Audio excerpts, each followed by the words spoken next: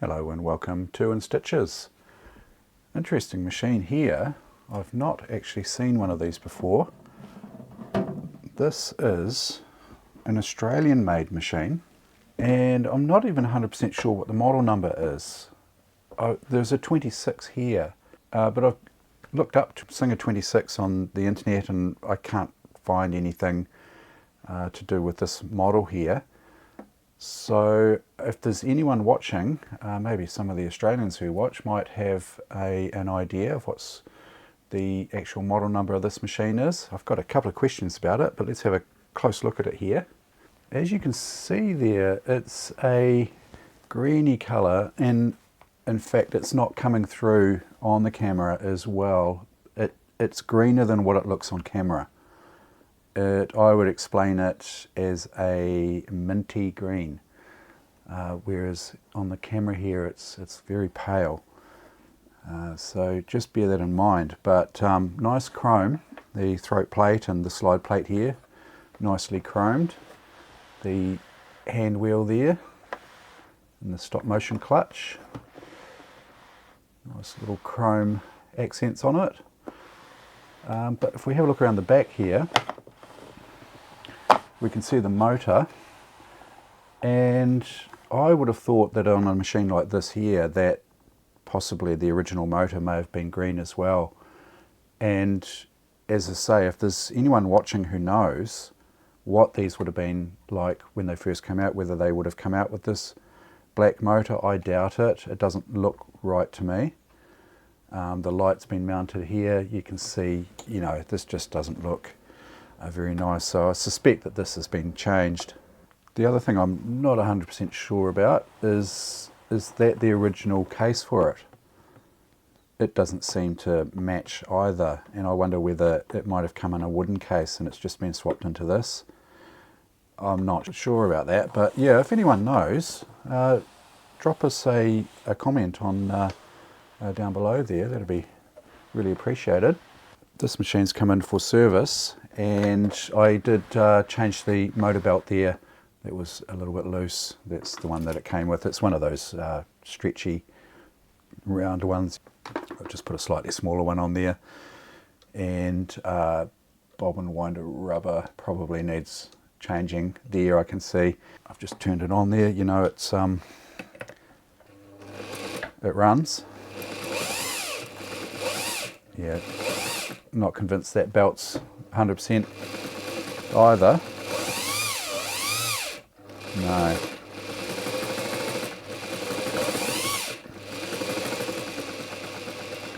Yeah, I might have to get another belt for that as well. It's not quite driving properly. But as you can see, it's turning over. I haven't oiled it yet, and it's got a problem though. Get you in closer for a look here. You can see here, this is the tensioner on the end of the machine here. There's no check spring, otherwise known as a take-up spring. Well, it is actually there, but it's broken. That spring there, you might be able to see it just there. That should come out and, you know, form a little loop here, or a little hook sort of shape here for the thread to come under here. And I'm wondering whether I can, you know, maybe unravel this a couple of turns to give me a bit of extra length here, and then shape a little hook over. So that's the plan, because without a check spring there, it will upset the tension. When you try and undo these, they won't undo fully because there's a little stopper in here. What you have to do is push this back here like that and undo that, and you'll see there's a pin here, just here on this part here, and it stops against. There will be something in here that it stops against. I'll just pull back a little bit here. Just get a, oh, there we go. It's just coming apart there. Yeah, it'll be stopping against this here. Okay. Pull that spring, that's the main tension spring. there, and then we have another little, this little ring here will be what the tension release pin, which you can see just down in here, pushes against. And if I put the press foot down, we'll be able to see that in motion there.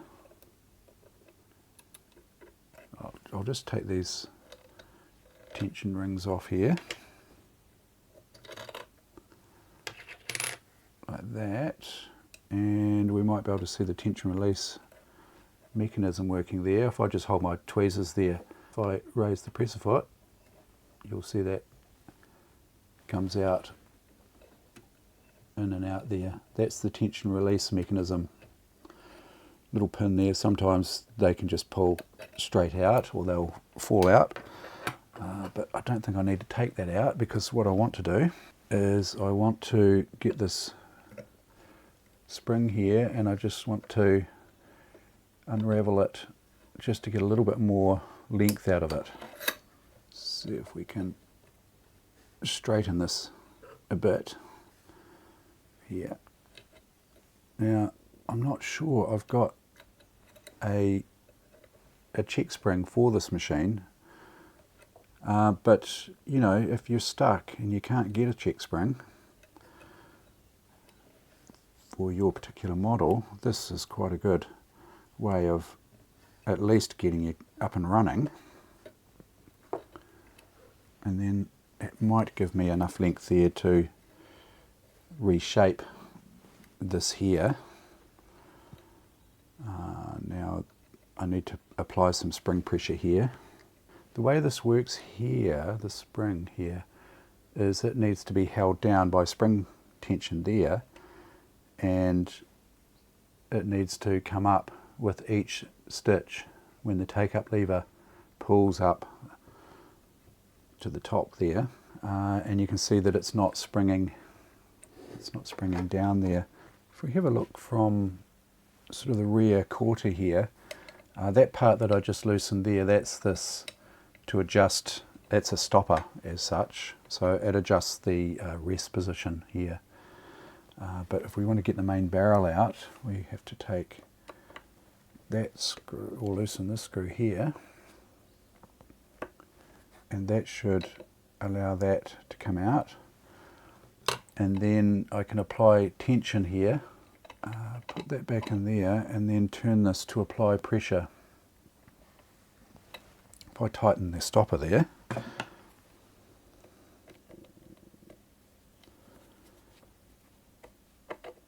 just turn this here to apply spring pressure there. Yeah, see, that's the sort of movement we want there. Right, that's pretty good there. It's not too tight. You don't want it too tight. You don't want it too loose either. It's just something, you can feel it on other machines. If you ever come across other machines, you give the little check spring a push, you can get an idea of what it should feel like. But that's pretty good there. So I'll go ahead and tighten this here. Make sure that's all tight. And then I reckon put this back together, and then we should be able to shape this. Hopefully I've got enough there to shape a little loop into it there. That's the tension release there. That one there, just, I guess the indicator probably sits towards the operator there, maybe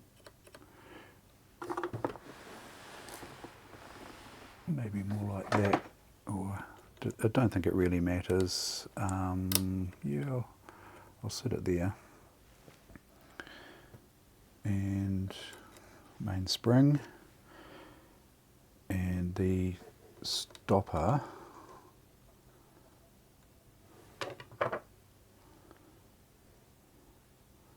And then that's your tension indicator there,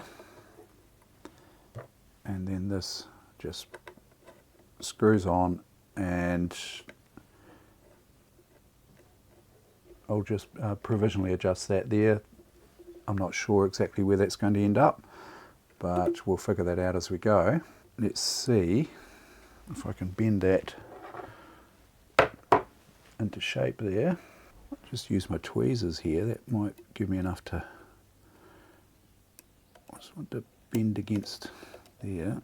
That is spring steel, so it sort of resists bending to a certain extent. Bend that up. Bend this around. I mean, it's not going to be perfect, but I think it's going to do the job. I think that's probably quite good there. So I'll have a wee look around, see if I've got another spring for this, but as I say, you know, just if you're in a pinch and you find your spring's broken and you don't have a spare, it is quite handy to be able to do this sort of thing. And so when you're threading, you come in, that's quite tight, come in from the back, you know, in between your discs there, under the spring, and then over the top of this bar here. And you can see the motion of the check spring there, just like that there. Now the stopper will adjust the amount of travel here, and that it's, to a certain extent, it's trial and error really. I mean, I think that's probably going to be okay. But the tension is pretty tight for 2, you know, it's set to 2 here. This little indicator could go at the top, I guess. Is probably a better place for it. But I just thought maybe towards the operator would have been a good place to put it, but I think maybe there. That's probably a better spot for it there. Just put this back together here. I would say that's about right, just feeling that tension there. So I'll go ahead and service the machine. In fact, if you want to see that, I'll do it now. And if there's anything you don't want to see, or you want to skip ahead, you can do so. I've put chapters in the timeline down below there, so that you can just skip to wherever you like there. But let's go ahead and do a service of this machine here. Okay, since I'm down this end, I'll start down here. We'll take the face plate off there to start with. That's pretty handy there. It's looking pretty clean in there. We can just give it a quick wipe there. Yeah, looking very clean. And let's get some oil into there. So needle bar, lower bearing, and there's an oil hole at the top for the upper bearing. Actually, there might be one there as well. And our needle bar crank linkages there. Foot bar, top and bottom. There's a little felt pad up here for the top one. I would also just a little bit of oil on that hinge there. That's actually loose. Oh yeah, so that's just going to fall out. Oh yeah, there's a screw at the back there. Tighten that up there. There, that's better. We've got a little track down in here for the take up here. It's a little cam follower. It's pretty hard to get you in there. Let's have a look. I'll get my torch. You can have a close look in here and you'll see there's a little follower just down in here, just in here, and it's just traveling around a groove in that collar there. You can see it best there, and that's what gives you your take-up lever action. That's quite an old design. They are very different in the way they work now. There are a series of linkages. If you have a look back through some of my other videos, most machines have the modern style of take-up system there, and you can see those linkages in action. Let's get some in these top holes here. Like that. Quite often in behind this panel here, you will see more oiling points. There's two oiling points here. There's one here, one here. I just removed that felt pad there. But you'll see the oil coming down there when I oil here. I was just oiling down here. You can probably see oil dripping down in here now. So that's oiling that cam there and that little follower for the feed stitch length there. And this one will oil that main bearing from the top there. And there is a little felt pad, I think, on that bearing. If we have a close look there, you can see there's a felt pad there that'll soak up oil. I'm dripping oil not right onto it there. So if you're dripping oil down the hole from the top, depending on the position of this here, it may miss it, you see. So I'm getting oil onto there now. Or you can just access it through the back panel, and then you know you're getting oil where it should go. I would oil that little pivot there as well for the stitch length lever. Yeah, that's the main bearing one there. Let's get some oil there. Don't forget the bobbin winder. Just a little bit of oil there. You don't want too much, otherwise it'll all come out onto the bobbin winder rubber and contaminate that rubber there. So just a very small amount there.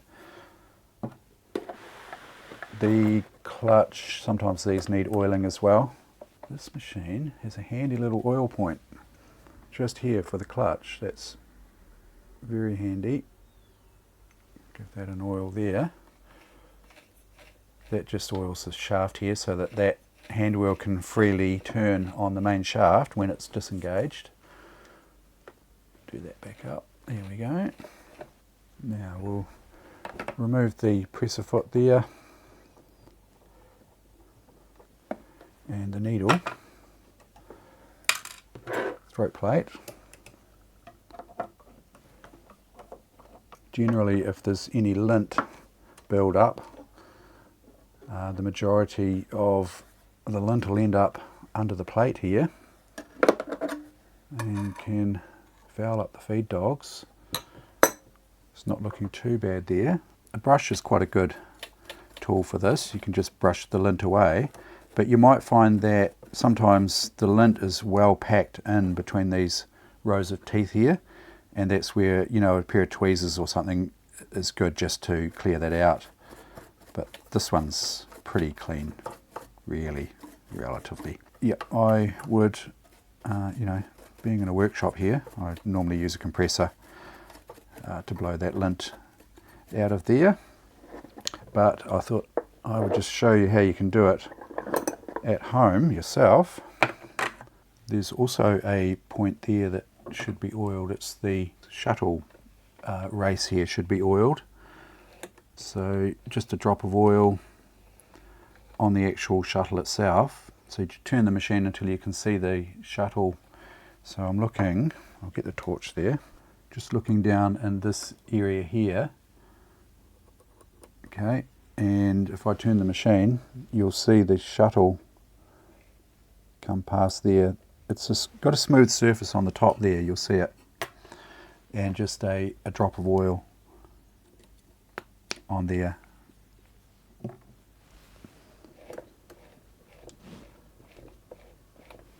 Now normally you would, you know, hinge that back like that, but just for filming, I'm just going to remove the machine from the base, and the screws unfortunately have been removed already from the hinges there, so I can just lift this straight out of here. But normally you would, if you want to do this, you would normally have to remove 2 screws from under here, and they hold those hinges in just here. And then we can just tip the machine back, get easy access to everything we need to underneath here. It's a fairly heavy machine. So we've got our moving parts here. So we'll have oil to go onto this. There might be a little hole. Yes, there is. I can feel it with my finger there. Just get oil onto there. Either side of this shaft here, I would say, yep, that's an oil hole. Basically goes right through to a slider on the back there. And then there's another, I don't think that's an oil hole. There's the shaft, lower shaft, right hand main bearing there. We've got another linkage here. And we'll do the right hand side of this one, pivot point here. And that will be a drop feed. This is the drop feed mechanism. We'll get some oil onto that. Little pivot there. And that one there. That cam follower there. We've got our drop feed just here. You can see that working there. Do that left hand side pivot, the roller bearing down here for the feed. We've got our left hand main shaft bearing, hook drive bearing there. Just remove that bobbin case, and then just the feed mechanisms there, one either side there, this bearing here, and I think that's about it. I don't think I've left anything out there, and that's it. It's pretty clean under here as well. So now that should be all set for testing. I do have to find another belt because the one that's on there is not doing the job. I'll leave it out of its base for testing, but let's just put it back together. Pretty easy to service, isn't it? I mean, there's not much to it.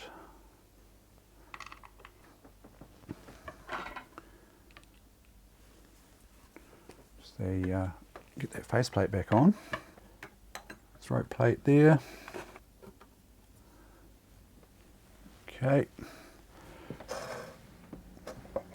So that, presser foot, that back on there. We need a needle. Why not? Since it's a Singer, we'll put a Singer needle in. These are universal needles. 2020 are the Singer designation numbers for them.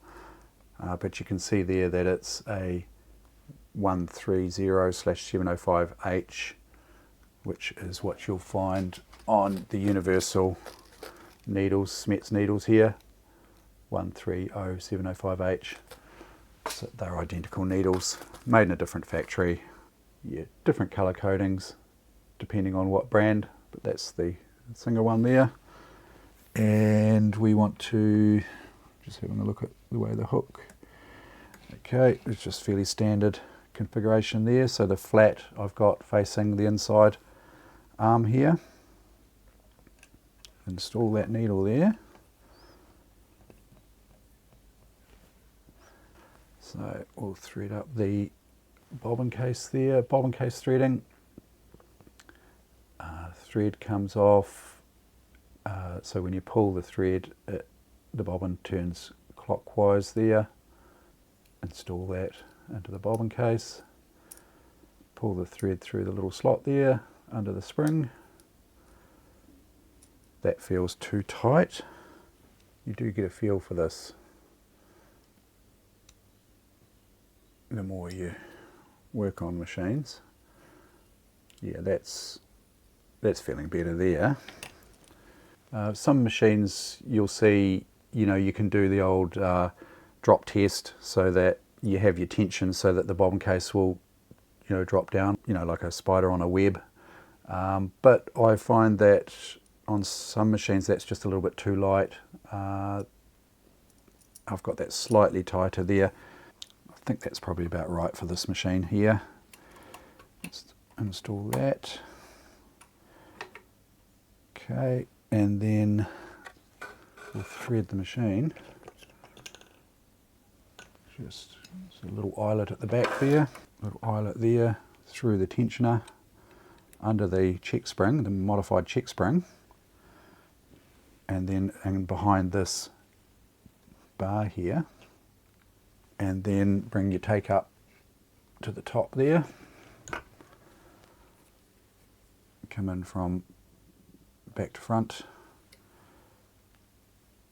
and down through that eyelet there and behind that eyelet there, and then we'll thread left to right there. That, bring up the bobbin thread there, just turn the machine one revolution there, pull the bobbin thread up, and we should be set to sew. Right, let's see how this goes now. Just give it a turn over manually there to start with. Stitch length, there we go.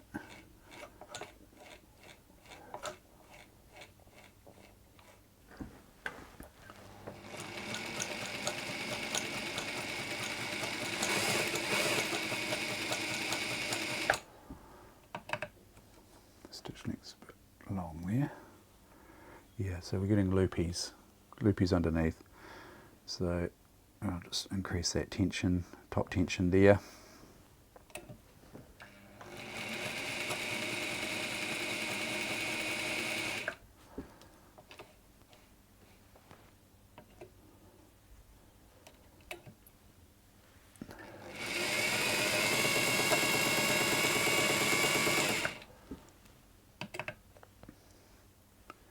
Yeah, it's looking better there now.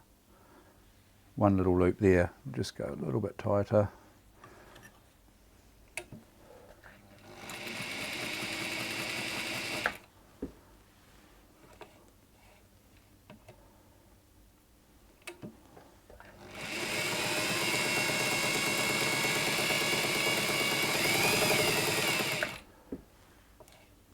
It's got a nice feel to it, this machine. It's a little bit noisy. I think that's mainly the motor. Yeah, tension's looking good there now. It's this inside row here. But it's got a nice feel. It's very smooth.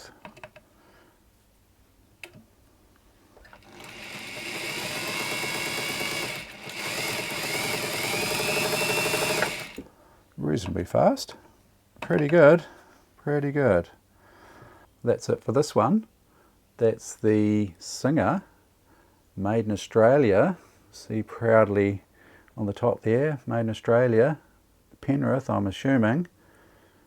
And model number 26. Is it a model number? 26.